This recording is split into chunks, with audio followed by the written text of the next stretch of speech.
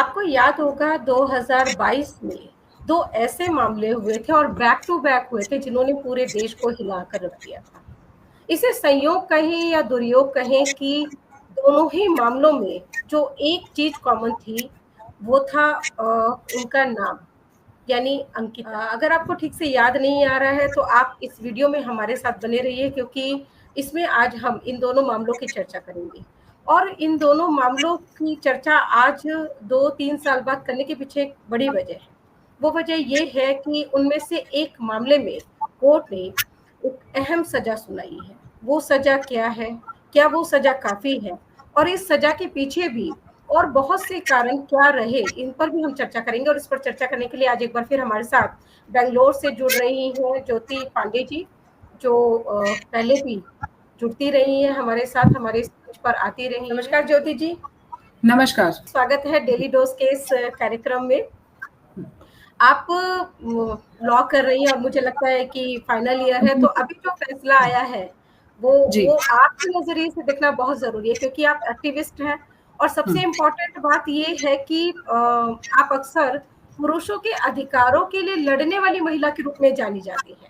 लेकिन आज हम जिस केस पर बात करने वाले हैं इसमें दोनों विक्टिम महिलाएं हैं, महिलाएं नहीं बच्चियां हैं। सबसे पहले हम अंकिता भंडारी की चर्चा करेंगे, जो पौड़ी गढ़वाल में रहती है। इस केस के बारे में आपके पास क्या क्या जानकारियां हैं, प्लीज वो बताएं।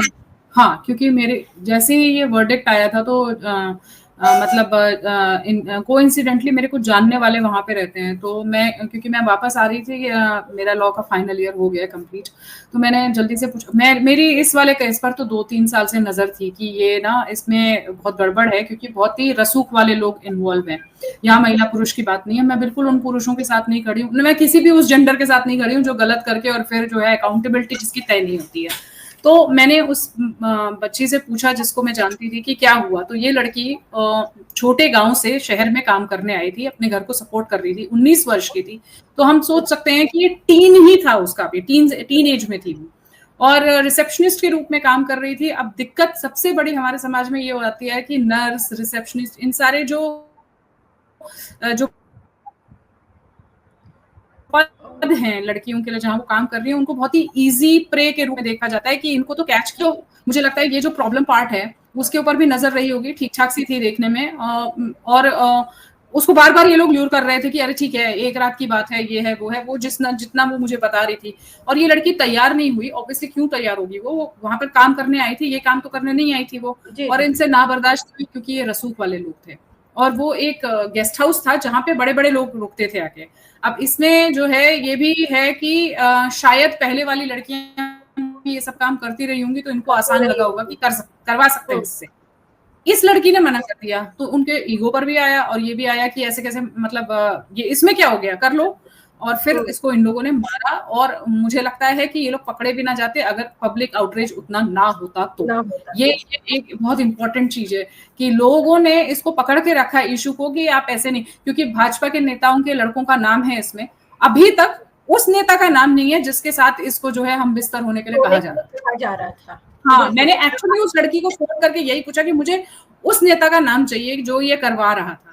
19 साल की बच्ची है वो। आपके घर में भी 18-19 साल की बच्चियां होती हैं, आप कैसे कर सकते हैं, मगर क्या ही करें। मुझे बहुत अच्छी तरह से याद है ये उस समय में जो ये गेस्ट हाउस है, फार्म हाउस है, इसको भी लोगों ने बिल्कुल तहस नहस कर दिया था, और वो किया भी जाना चाहिए था।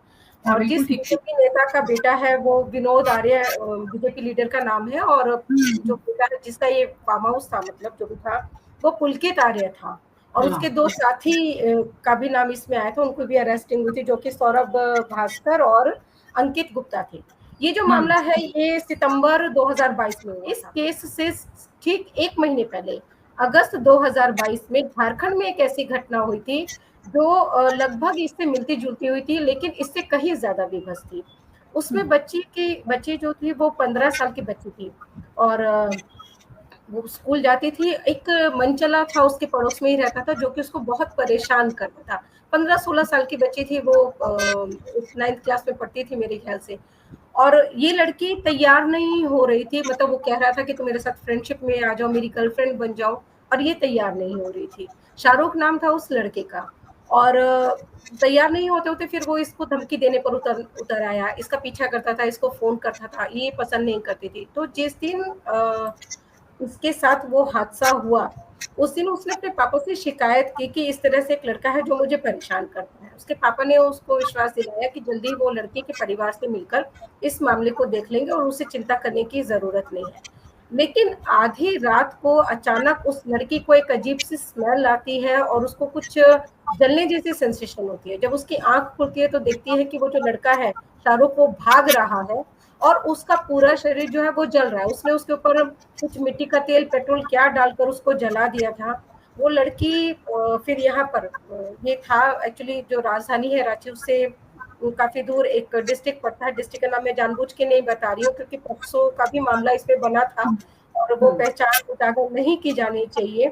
तो वो लड़की फिर यहाँ राजधानी के हॉस्पिटल में एडमिट रही लेकिन उस बच्ची को बचाया नहीं जा सका था। तो इतना मतलब ये केस ऐसा था ना जिसने कि एकदम हिला के रख दिया था कि क्या हमारी बच्चियां हमारे अपने घरों में भी सुरक्षित नहीं है। और इस बात की अगर आप दोनों केसों को देखेंगी ज्योति जी तो एक चीज जो कॉमन है इसमें इनके नाम के अलावा वो ये है कि दोनों को ना कहने की कीमत चुकानी पड़ी है। मतलब दोनों ने ही वो करने से मना कर दिया जो सामने वाला करवाना चाहता था उनसे और इसकी कीमत दोनों को अपनी जान देकर चुकानी पड़ी। वो बड़ा फेमस डायलॉग हुआ था शायद पिंक फिल्म का था नो मीन्स नो पर अभी तक समझ नहीं पाए हैं इस तरह से हम अपने बच्चों को इस तरह के माहौल में कैसे बचा सकते हैं। आप भी एक माँ है मैं भी ऐसी जब घटनाएं होगी तो आपको क्या डर नहीं लगता एक माँ के बतौर की कैसे हम सुरक्षित करें अपने बच्चों को।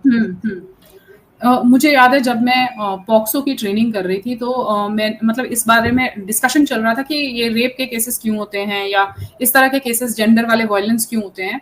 तो मुझे ऐसा लगता था कि शायद ये सेक्सुअली फ्रस्ट्रेटेड लोग हैं जो ये करते हैं। मगर जो डिस्कशन का और तब मुझे बिल्कुल बात समझ में आ गई कि जो हमारे प्रोफेसर साहब से जो समझा रहे थे कि ये सिर्फ पावर गेम होता है कि एक आदमी पावरफुल पोजीशन पे है, वहां पर महिला भी हो सकती है और पुरुष भी हो सकता है। एक बंदा पावरफुल पोजीशन पे है और उसको लगता है कि ये तो क्यों नहीं मानेगी, तो ये मानना ही है इसको, क्यों ना नहीं बोल सकती है ये, मैं इस पोजीशन पे हूँ कि ये। अब वो वहां पर क्या था, बीजेपी का आदमी था, उसको लगता है मैं नेता हूँ, ये तो 19 साल की गांव से आई लड़की है, ये कैसे ना बोल सकती है, ना बोल रही है ना। Power corrupts. यहाँ पर ये शाहरुख लड़का है, उसको लगता है कि गर्लफ्रेंड ही तो बनाने की बात कर, और ये मेरी शिकायत कैसे कर सकती है। मतलब आप अपने आप को ऐसा हीरो समझ रहे हो कि आप मतलब इस अगली लड़की को ना करने का भी हक नहीं है। तो ये पहली चीज तो इनको में जो भी मुझे लगता है ये हमारा बहुत बड़ा लॉ का फेलियर है। इनको बिल्कुल भी डर नहीं लग रहा है कि अगर मैं ये कर दूंगा तो क्या होगा। जैसे आप कुछ क्राइम करने से पहले, हम कुछ भी चीज करने से पहले, मान लीजिए ट्रैफिक लाइट हम क्रॉस करने से पहले हमारे दिमाग में आता है व्हाट इफ, कि हमको अगर पकड़ लिया तो। मगर इन लोगों को ना जलाने में डर लग रहा है, ना किसी को मार देने में डर लग रहा है। यहाँ कानून तो फेल है डेफिनेटली, वो डर तो नहीं है इनके में। दूसरा ये कि हम अभी तक किसी को भी पावर पोजीशन वाले को ये नहीं समझा पाए हैं कि आप होंगे पावर पोजीशन में, मगर अगले आदमी का भी आत्मसम्मान है, उसको भी ना कहने का हक है। स्पेसिफिकली गर्ल को मैं मानूंगी यहाँ पर कि नहीं, लड़कों को नो मीन्स नो नहीं ज्यादातर समझ में आता, क्योंकि मैं ही बहुत बार जब ट्रेनिंग प्रोग्राम से समझा रही होती हूँ कि तुम स्टॉक क्यों कर रहे थे, जब वो 2 बार मना कर चुके। इंटरनेट स्टॉकिंग भी बहुत बड़ी बात हो गई है ना कि तुम इंटरनेट स्टॉकिंग क्यों कर रहे हो। जब लड़की ने एक बार टर्न डाउन कर लिया तो ना, इसमें मैं एक और चीज समझाती हूँ, आपका आत्मसम्मान नहीं है क्या जो किसी के पीछे पीछे ही जाते जा रहे हो, लेकिन इनमें नहीं है। और इसमें ये हम सिखा नहीं पाए हैं, ये हमारे ना पाठ्यक्रम में है, और हम पाठ्यक्रम में भी ना उल्टी सीधी चीजें सिखा रहे हैं, सही चीज सिखा नहीं रहे हैं। सही बात है। और सम्मान करना आप सिखा रहे हो, लेकिन उसको कैसे किया जाना चाहिए, किसी की ना हाँ, ये हम नहीं, ये मुझे लगता नहीं है कि हम समझा पा रहे हैं लड़कों को सही तरीके से। तो इसमें अभी तो हमारा जो सोशल मीडिया है वो और बहुत ज्यादा प्रोवोकिंग माहौल में आ गया, मतलब प्रोवोकिंग माहौल बना रहा है। तो संस्कारों की बात एक तरफ, पढ़ाई लिखाई की बात एक तरफ, क्या आपको लगता है कि ये जो हमारा सोशल मीडिया है ये भी कहीं ना कहीं एक बहुत इम्पोर्टेंट रोल प्ले कर रहा है इस तरह के वैश्य दरिंदों को समाज में पैदा करने के लिए? 101%। जिस तरह से लड़कियां अपने आप को प्रेजेंट कर रही हैं, आप इंस्टाग्राम वगैरह में देखेंगे वैसे वीडियोस।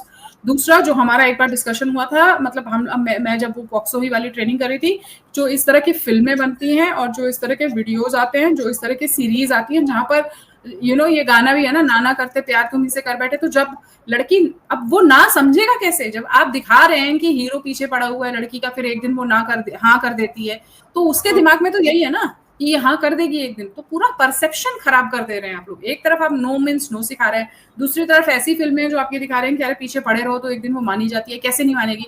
बीच में आप देखेंगे एंटी हीरो वाला एक परसेप्शन आया था जिसमें शाहरुख खान हीरो होता था, और वो मतलब वो जबरदस्ती, है ना, अंजाम बाजीगर, हाँ, अंजाम फिल्में आई थी। बिल्कुल बिल्कुल, बाजीगर, अंजाम, इस तरह की फिल्में आई हैं जहां वो स्टॉकिंग करे जा रहा है, मार भी दे रहा है लड़की को, और फिर भी वो शाहरुख खान का क्रेज है।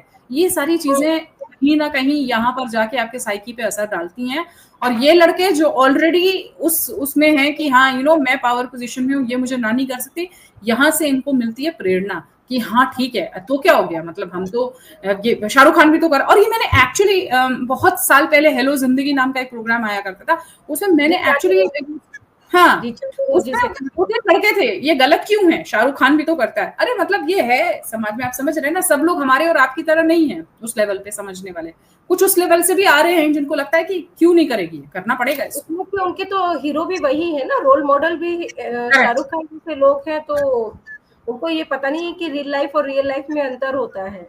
हाँ बिल्कुल बिल्कुल। वैसे हम अंतर की क्या बात कहें, जो हमारे जो बॉलीवुड स्टार्स हैं, ये तो अपनी रियल लाइफ में भी इस तरह के उदाहरण आपको पेश कर देते हैं कि क्या ही बोले उसमें, और ये उनके हीरो बन जाते हैं। जब भी इस तरह का मामला होता है ना, तो हमेशा एक बात जो अक्सर सुनने को मिलती है मीडिया में भी और सोशल मीडिया में, वो ये है कि कानूनों को कड़ा बनाना चाहिए। अब कानूनों को कितना बड़ा मतलब कड़ा कर सकते हैं, आपने फांसी की सजा तो कर ही दी है। अब जैसे इन दोनों मामलों को ले लें, यहाँ पहले हम लोग ये बता देते हैं कि जो अंकिता सिंह वाला जो मामला है, जो झारखंड वाली जो बच्ची थी, उसको तो 2024 में ही उसके जो शाहरुख है उसको लाइफ इम्प्रिजनमेंट मिला था, और उसके साथ में उसका जो साथी था नहीं, उसको भी ये सजा मिली थी। और जो अंकिता भंडारी वाला मामला है, ये मैं यहाँ दर्शकों को बता दूं कि आज हम लोग इस पे इसलिए ही डिस्कस कर रहे हैं क्योंकि कल इस मामले में भी फैसला आ गया है, और ये पुल की तारे हैं, और इसके जो दोनों साथी हैं, दोनों को ही लाइफ इम्प्रिजनमेंट मिला है इसमें। आपको क्या लगता है, क्या ये जो सजा मिली है दोनों मामलों में, दो कीमती जिंदगियां खोई है, परिवार वालों ने अपनी दो प्यारी सी बच्चियों को खोया है, उसमें ये लाइफ इम्प्रिजनमेंट मिला दोनों ही मामलों में, क्या ये काफी है?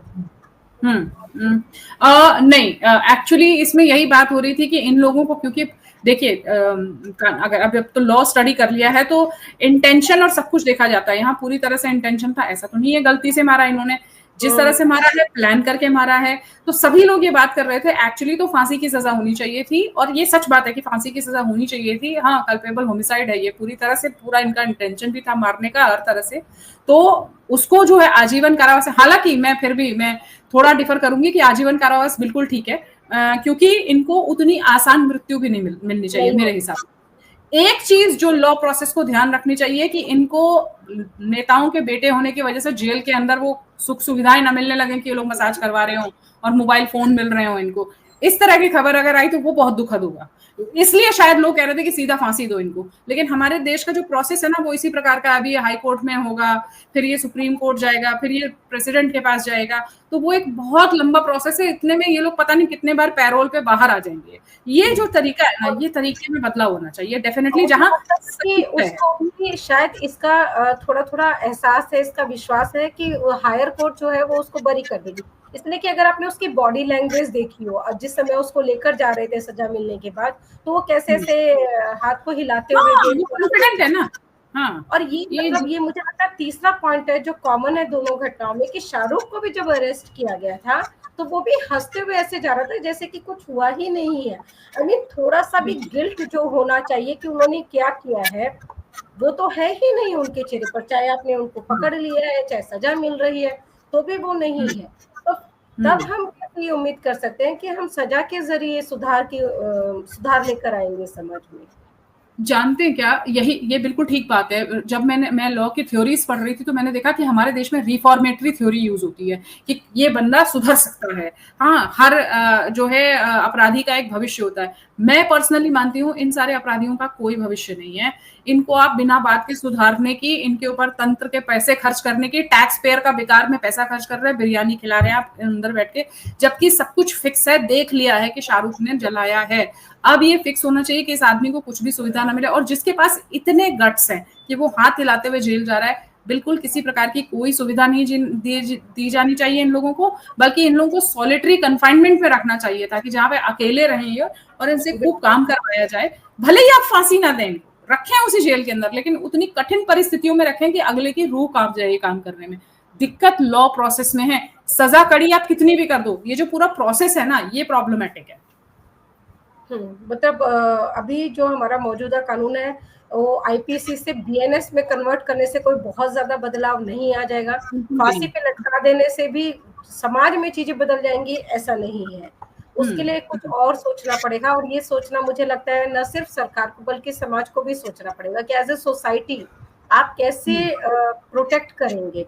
मतलब मेरा हमेशा से एक कहना है कि मार के बाद पुकार करने से कोई बहुत ज्यादा फायदा नहीं है। दोनों बच्चियां तो चली गई है ना, वो तो वापिस नहीं आ सकती हैं। और जिस तरह का इनका पूरा रवैया रहा है दोनों ही हत्यारों का, हम कह सकते हैं अब तो, क्योंकि ये तो कोर्ट ने इनको साबित किया है कि भाई ये है, इन्होंने अपराध अंजाम दिया है। तो वो भी कोई ऐसा उदाहरण समाज में नहीं लेकर आ रहे हैं कोर्ट भी जिससे लगे कि हाँ भाई अब सारी चीजें वो ठीक ठाक हो जाएंगी। तो प्रिवेंशन क्या हो सकता है, इसका प्रिवेंटिव वे क्या हो सकता है? देखिए, इसका प्रिवेंटिव वे तो ये हो सकता है कि पहले तो हमको अपनी लड़कियों को बिल्कुल इस चीज के लिए प्रिपेयर करना, मैं भी कहती हूँ ये चीज जाके, कि जब पहले दिन आपके साथ इस तरह की घटना हो रही है उसको रिपोर्ट करिए।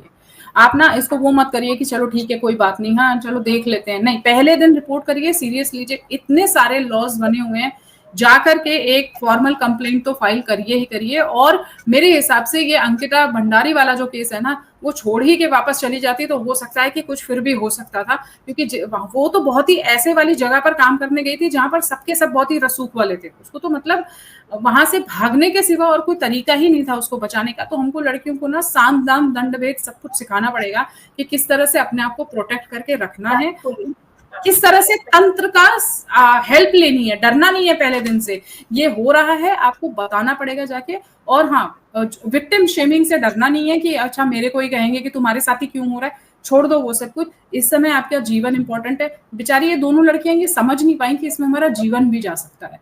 तो ये आपको लड़कियों को बहुत साफ साफ बताना पड़ेगा कि है प्रॉब्लम है, और आपको उसको रिपोर्ट, बस वही बात है कि माँ बाप के साथ उतना ना ट्यूनिंग होनी चाहिए कि बता सके फोन करके कि मेरे साथ ये हो रहा है, और माँ बाप उस समय जो है पूरी तरह से हेल्प ले सके, तंत्र की, पुलिस की, हर तरह की। सेकंड वाले केस में जहां पे शाहरुख ने जला दिया, वो एक बहुत ही अजीब केस है जहां पे आपके घर के अंदर घुस गया है कोई। ये थोड़ा समझने की बात है कि कैसे हुआ ये, और आप इतने आराम से कैसे रह रहे थे कि आपके घर के अंदर कोई आ गया और ये करके आपकी बेटी के साथ चला गया। मतलब कि सीरियस नहीं लिया गया था उस थ्रेट को जो ऑलरेडी बच्ची को थी, 15 साल की बच्ची थी वो। हाँ, तो एक्चुअली उस समय में रिपोर्ट्स में आया था वो ये था कि वो खिड़की से उसने उसके ऊपर डाला बाहर से, और वो भागा तो उसने फिर भागते हुए उसको देखा जल रही थी, और उसने देखा कि शाहरुख उसके ऊपर डालकर और जलाकर उसको, हाँ, वो शायद एंटर नहीं किया तो उसने बाहर से उसके ऊपर डाला था। मतलब कि इस लड़के ने पूरा स्टडी किया होगा कि ये कहाँ सोती है, कहाँ से जाती है, कहाँ इनका खिड़की है। ये सब हम लोग ये चीजें ना अवॉइड कर देते हैं, इग्नोर कर देते हैं जब ऐसे हमें साइन मिल रहे होते हैं कि ये लड़का यहाँ क्यों घूम रहा है, क्या है। बहुत नजर रखने की जरूरत है, इस तरह के अपराध हो जाते हैं। हालांकि फिर वही बात है कि उस बच्ची को किस तरह से, जब कोई इस स्थिति में आ जाए कि जला के मार देंगे, तो आप कैसे ही फिर उसको बचाओगे। लेकिन फिर भी बहुत सारी ऐसी चीजें जो रिपोर्ट करने के बाद मेरे ख्याल से काम बनता है। बहुत सारे केसेस में ऐसा हुआ है। एक और चीज मुझे इसमें ये लगती है कि ये सब आपने जैसे शायद शुरू में कहा था कि ये मतलब सामान्य लोग नहीं है, वो वाला केस, हाँ, जो पहला वाला मामला है वो तो पूरा ईगो से जुड़ा हुआ मामला है, जो अंकिता भंडारी का मामला है कि भाई उसने ना कह दिया और वो कितनी पावरफुल पोजीशन में था, वो उसको बर्दाश्त नहीं कर सका, और उसने पूरा, जब वो जाना चाहती थी छोड़कर तो उसको मनाने के बहाने से ले जाकर नदी में डाल दिया। हाँ, लेकिन जो हाँ। दूसरा शाहरुख वाला जो मामला है, ये तो मुझे लगता है कि जो सिरफिरे आशिक टाइप के जो छींट लोग होते हैं, जैसे कि, और वो ये साइकिक ही होते हैं बेसिकली, ये सामान्य इंसान होते ही नहीं है। इनके लिए शायद कोई एक अलग अप्रोच हमें अपनानी पड़ेगी इस तरह के लोगों को डील करने के लिए। ये शायद साइकोलॉजी के जरिए हो सकती है, या फिर बच्चे को कुछ और टैक्टफुली, हमें जैसे अभी तक हम सिखा के आए थे कि नो मीन्स नो, मतलब नो है तो आपको अगर कोई चीज बर्दाश्त नहीं है, लेकिन अब हमको ये बताना होगा कि नहीं, तुम उसको डायरेक्ट उसके मुंह पे नहीं बोलो, तुम टैक्टफुली देखो कि वो कैसे रिस्पॉन्ड कर सकता है, उसका तरीका फिर क्या हो सकता है, इसके बारे में अपने डिस्कस करो, घर में डिस्कस करो, या पुलिस ऑफिसर्स की मदद लो इसको लेकर। शायद हमारी उसको डील करने में हमें बदलाव लेकर आना होगा कि कैसे इसको डील किया जा ये सकता आप है। बिल्कुल ठीक कह रहे हो। अभी इसी तरह की मैंने एक अंग्रेजी फ़िल्म देखी थी, वेयर द क्रॉडैड्स सिंग। वहाँ पर वो लड़की को, वो अकेली रहती है और वो इतनी स्मार्ट, जैसे मैंने बोला ना, साम, दाम, दंड, भेद। कहीं-कहीं पर डायरेक्ट अटैक काम नहीं आता है। कहीं-कहीं पर आपको दिमाग चलाना पड़ता है कि इसको कैसे फँसाना है। हम अपनी लड़कियों को थोड़े सीधे तरीके से पाल रहे हैं, इतना सीधे। और आप जब गाँव से बाहर लड़की को भेज रहे हो ना, किसी गाँव भी छोड़ दो, किसी छोटी सिटी से बड़ी सिटी काम करने जा रही है ना, वहाँ नए तरह के लोग होंगे और नई तरह की सिचुएशंस होंगी वहाँ पे, ठीक है? तो अभी आपको लड़की को उसी तरह से प्रिपेयर भी करना पड़ेगा। ऐसा नहीं हो सकता है कि वो पुराने तरीकों से ही काम करे। तो ये आपने बहुत सही पॉइंट उठाया है कि डेफिनेटली हमको, कि आप सीधे जाके पुलिस में रिपोर्ट कर दो, तो क्या पता कि वो जो है कुछ और तैयारी करके बैठ जाए। पुलिस तो हमारे यहाँ कितनी बड़ी है, आपको पता ही है, घटना सब कुछ हो जाने के बाद आती है। उसको ट्रैप कैसे करना है सिस्टम में, सिखाना पड़ेगा। और अवेयर रहे वो कि ये भाई ऐसा है तो ये कर सकता है। और जहां पर तो कोई ताकतवर आदमी है, वहां तो और ही दूसरी तरीके से उसको जो है टैकल करना पड़ेगा। इस तरह से होगा ही नहीं। लाइटली नहीं लेना चाहिए मेरे हिसाब से। स्टॉकिंग के केसेस लाइटली बिल्कुल नहीं लेने चाहिए। पेरेंट्स की भी काउंसलिंग करना बहुत जरूरी है। आई मीन पेरेंट्स को भी बताना बहुत जरूरी है कि उनको किस तरह से अपने बच्चों को हैंडल करना है ऐसी स्थिति में, या उनको कौन कौन से प्रिकॉशंस का ध्यान रखना है, जो कि हमारे यहाँ अभी बिल्कुल ही इस पर बात नहीं होती है। जो भी थोड़ा बहुत सोशल मीडिया पे इस तरह के केसेस होते हैं तो जरूर चर्चा होती है, लेकिन जिस तरह से चैलेंजेस बढ़ रहे हैं बच्चों को लेकर, वैसी तैयारी हमारी नहीं है, ना हाँ, बतौर हाँ। सरकार, ना नहीं, बतौर ये सोसाइटी, ना बतौर ये तो पेरेंट्स। आपने बिल्कुल ठीक कहा कि हम लोग बात ही नहीं करते हैं। मतलब मुझे लगता है कि बच्चा डरेगा ये बताने में कि मेरा कोई पीछा कर रहा है या मेरे साथ ये हो रहा है। मतलब ये एक ऐसी स्थिति है जहां पर लोग उस बच्चे पे ही चढ़ जाते हैं कि तुम्हारे साथ ही क्यों हो रहा है ये नहीं होना चाहिए। आपका बच्चा आपके साथ इतना ओपन होना चाहिए कि वो बता सके आके कि मेरे साथ ऐसे हो रहा है। और ना, और एक चीज कि अंकिता भंडारी के केस में तो बेचारी को शायद ये लगा होगा कि अगर यहाँ मैं पैसे कमा रही हूँ, वो मेरा साधन चला जाएगा। उतना आपका होना चाहिए उसका कॉन्फिडेंस कि तुम वापस आ जाओ, कोई बात नहीं, पैसे तो आते रहेंगे, ठीक है। तो बहुत ये बड़ी सारी बात चीजें, है, बहुत इम्पोर्टेंट बात कही कि ये हाँ, जो फैमिली बैकिंग होती है ना, ये बच्चे के लिए बहुत इम्पोर्टेंट, यस, बच्चे के बड़ों के लिए भी बहुत इम्पोर्टेंट होती है ये, कि हम्म, अगर उनको हम्म, लगता है कि हमारे पीछे कोई है, खड़ा हुआ है, जो हमको सपोर्ट करेगा, जो हमें प्रोटेक्ट हम्म, करेगा। बिल्कुल, तो बिल्कुल। और वही बात है, हम लोग कई बार इस पर बात कर भी चुके हैं कि पेरेंटिंग को चेंज करना बहुत ज्यादा जरूरी है नई परिस्थितियों में, जबकि लड़के लड़कियां बाहर निकल रहे हैं और साथ में काम कर रहे हैं। तो कोई भी ऐसा साइको पागल हो सकता है जिसको लग जाए कि नहीं नहीं, अब तो मैं इसको तो गर्लफ्रेंड बनाना ही बनाना है। बहुत और देखे मैंने ऐसे। आजकल साइको ये बढ़ रहे हैं हमारी सोसाइटी में, ये हम्म, बहुत ही अनफॉर्चुनेट है, पर है ऐसा। हम्म, और दूसरा कि मुझे लगता है कि ये जो पब्लिक आउटरीच है ना, ये भी हमको, मतलब हर इस तरह के मामले पे हमको अपना विरोध दर्ज करवाना होगा। जैसे मैंने आज ही किया है, सोशल मीडिया पे आप देखिए, वहाँ पे आप जा नहीं सकते हैं, इतनी तरह का ऐसा ऐसा कंटेंट आ रहा है कि उसको देखा नहीं जा सकता है, लेकिन हाँ, उस हाँ, पॉलिसी नहीं है, कोई उसको रोकने वाला नहीं है। आप हम्म, करते रहिए रिपोर्ट, वो वीडियोस चलते रहेंगे, करते रहते हैं, उसको हाँ। सरकार उसके बारे में संजीदा ही नहीं है, सोच ही नहीं रही है कि इसके लिए भी पॉलिसी लाने की जरूरत है, इसको भी थोड़ा सा कंट्रोल करने की जरूरत है। हाँ, तो मैं तो खुद हैरान हूँ इस देख तरह के। की चीजें जब बच्चे देखेंगे तो फिर वो इसी तरह के अपराधी बनेंगे, और क्या कर सकते हैं वो लोग। तो हम्म, बहुत जरूरी है कि एक फुल प्रूफ योजना बनाई जाए, जिसमें कानून तो है ही, कानून तो मुझे लगता है कि अपना एक्सट्रीम पर पहुंच चुका है, जहां वो जा सकता था, जो है हम्म, फांसी। फिर अब है सोसाइटी को तैयार करने की, कि सोसाइटी को तैयार किया जाए, और जो मेंटल काउंसलिंग और इस तरह की जो चीजें हैं, उसको सोसाइटी के बीच में लेकर आया जाए, तब कहीं हम्म, जाके शायद हम कुछ बदलाव की उम्मीद कर सकते हैं। बिल्कुल, कोई फाइनल बिल्कुल। रिमार्क आप देना चाहेंगे तेजी इसमें? हाँ, मैं फाइनल रिमार्क डेफिनेटली देना चाहूंगी। एक तो हमारे लॉ प्रोसेस को बहुत ज्यादा चेंज करने की जरूरत है। जहाँ पर खुले सब कुछ सबूत हैं, अच्छे से पता है कि हाँ, ये इसी ने किया है, पता है, तो उस वो अगर प्रोसेस में जा भी रहा है, तो हाई कोर्ट को उस तरह से कंसिडर नहीं करना चाहिए कि नहीं चलो ठीक है, इसकी सज़ा थोड़ी वो कर देते हैं। पहली चीज़ ये, और इतना लंबा प्रोसेस ना रखा जाए। दूसरा ये कि पेरेंटिंग में बदलाव करने की बहुत ज़्यादा ज़रूरत है। लड़कियों और लड़कों दोनों को ट्रेनिंग की ज़रूरत है। नो मीन्स नो, दोनों को सिखाया जाना चाहिए। और ये भी कि ये जो बकवास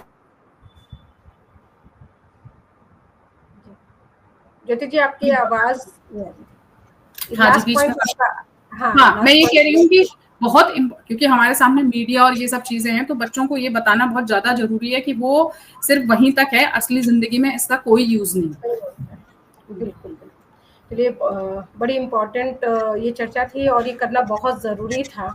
जब ये खासकर फैसला आया है, तो दोनों केसेस को एक बार डिस्कस करना भी बहुत ज़रूरी था कि क्या-क्या दोनों मामलों में हुआ है, अपडेट क्या है इसमें। और हम तो ये उम्मीद करते हैं कि लड़कों की परवरिश भी बहुत बहुत थॉटफुल तरीके से होनी चाहिए। हाँ, हाँ, अब ऐसा नहीं है बिल्कुल, कि केवल बिल्कुल। लड़कों पर ध्यान दें, आप लड़कों को कैसे पाल रहे हैं, उन्हें कैसे बड़ा कर रहे हैं, ये बहुत ज़्यादा इम्पोर्टेंट है। और ये हाँ, दायित्व लड़के के माँ-बाप का है, उसके परिवार का है। आप अगर अच्छे लड़के सोसाइटी को बिल्कुल, देंगे, तो बिल्कुल। निश्चित तौर पर आपका अपना परिवार भी उसकी वजह से सुरक्षित रहेगा और हम एक सभ्य संस्कृत देश बनाने में सफल होंगे। इसी के बाद साथ में इजाज़त होगी। नमस्कार। धन्यवाद। नमस्कार।